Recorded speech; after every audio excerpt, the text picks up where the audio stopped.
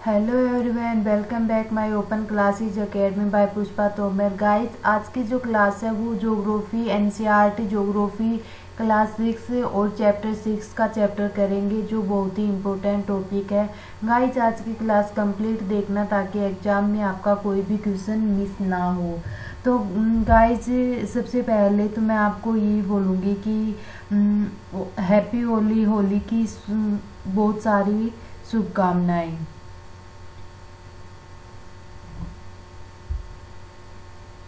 चलो भी guys, start करते हैं।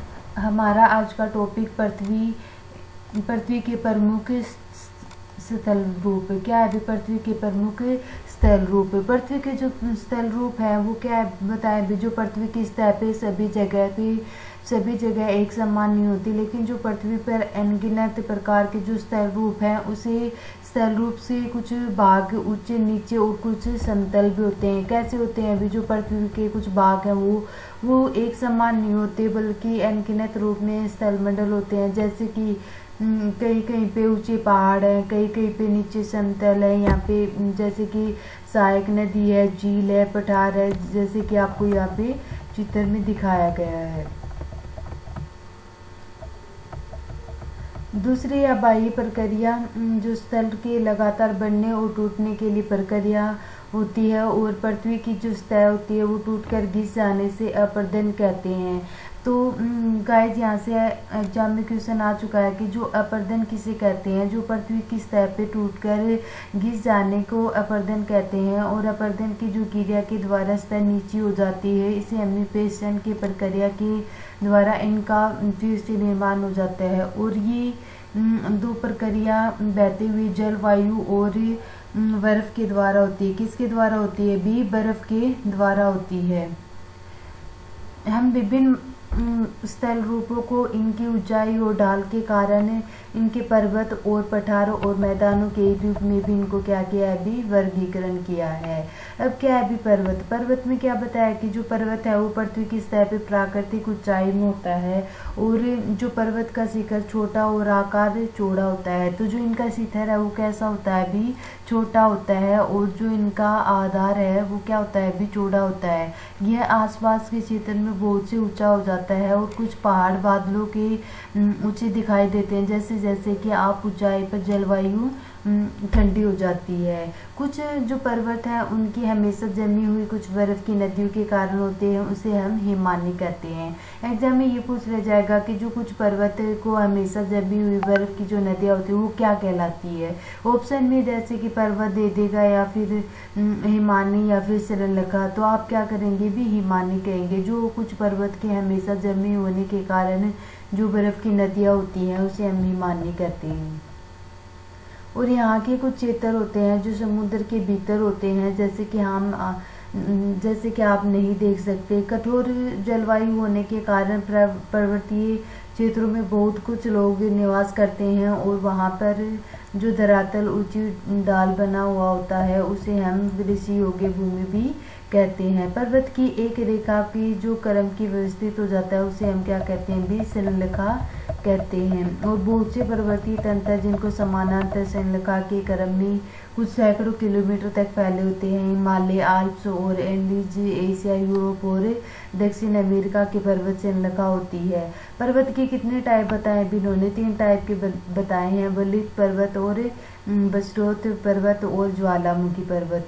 हिमालय की जो आलस वलित पर्वत होता है, जिसमें ऊबड़ खाबड़ और शिखर की शक्वाकार होती है। जो भारत की अरावली श्रृंखला विश्व की सबसे पुरानी वलित पर्वत श्रृंखला होती है। अपरदन की प्रक्रिया के कारण यह श्रृंखला घिस गई है, और उत्तरी अमेरिका के एपेसियन और रूस की यूराल पर्वत गोलाकार दिखाई देते हैं, जिसकी ऊंचाई क्या होती है भी, बहुत ही कम होती है।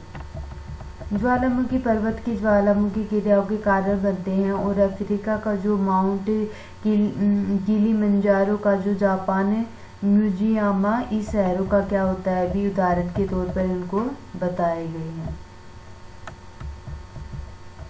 पठार पठार क्या होता है? पठार ऊंची हुई सपाट भूमि होती है और आसपास के क्षेत्रों में अधिक ऊंचा उठ जाता है। तो इनकी जो उत्तरी भाग में इसके समान सपाट होती है। तो किसी भी पठार को एक या एक से अधिक किनारे होते हैं और इनके ढाल बने होते हैं। किनके भी पठारों के, तो पठारों की जो ऊंचाई है वो 100 मीटर से लेकर कई मीटर तक, कई हजार मीटर तक हो सकती है। और पर्वतों की तरह जो पठार के नए और पुराने हो सकते हैं। तो भारत में इनके दक्कन पठार के पुराने पठारों में से कहा तो केन्या, तंजानिया और युगांडा, जिसके पूर्वी अमेरिका पठार और ऑस्ट्रेलिया के पश्चिमी पठार में इस प्रकार इन्होंने इनका एग्जाम्पल बताया है।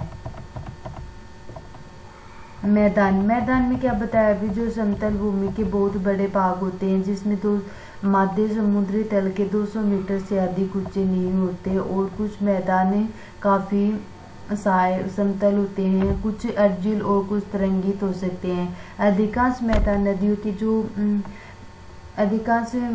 नदियों की जो उनकी सहायक नदियों के द्वारा बने गए हैं। तो उनकी नदियां पर्वतों की ढाले और नीचे ओर की बहती है, जिसे हम अपर्दिन कहते हैं। वो अपर्दिन पदार्थों में जिसके अपने साथ में उनको ले सकते हैं और साथ में ढोए जाने वाले पदार्थ जैसे कि पत्थर है, बालू, सिल्ट और वे घाटियों के जो निपेक्षित कर सकता है। और इनकी निपेक्षियों के जो मैदानों का निर्माण होता है, जैसे कि सामान्यतः मैदान बहुत ही अधिक उपजाऊ के होते हैं। परिवहन के साधनों का भी इनका निर्माण किया जाता है और इनका जो परिवहन के साधनों का जो निर्माण करना क्या हो जाता है, भी आसान हो जाता है। और ये मैदान के विषय में सबसे अधिक जनसंख्या पाए गए हैं। और नदियों के द्वारा बनाई गई कुछ बड़े मैदान एशिया और उत्तरी अमेरिका में पाए गए हैं। स्थल रूप एवं लोग, तो वहाँ की जो स्थल रूप और लोग के कैसे होते थे भी? जो स्थल रूपों की जो विभिन्नता का अनुरूप ही मानव विभिन्नता प्रकार जीवन यापन करते हैं और पर्वतीय क्षेत्रों का जीवन कठिन हो जाता है। जो मैदानी क्षेत्रों का जो जीवन पर्वतीय क्षेत्रों के जो तुलना में सरल होता था और मैदानों को फसलें उगाना जैसे कि घर बनाना, सड़कें बनाना पर्वतीय क्षेत्रों में उनकी तुलना करना कठिन हो जाता था, क्योंकि विभिन्न प्रकार के जो स्थल रूपों के रहने वाले लोगों के जो रहन सहन और तरीकों को कुछ अंतर करना होता था, जैसे कि भूकंप, ज्वालामुखी, तूफान, बाढ़, निराश जैसे आदि कर लेते थे। और इनकी कुछ आकस्मिक घटनाएं भी होती थी जो जागरूकता पैदा करने के लिए इसमें आने वाले खतरों को भी क्या कर देती थी, भी वो कम कर देती थी।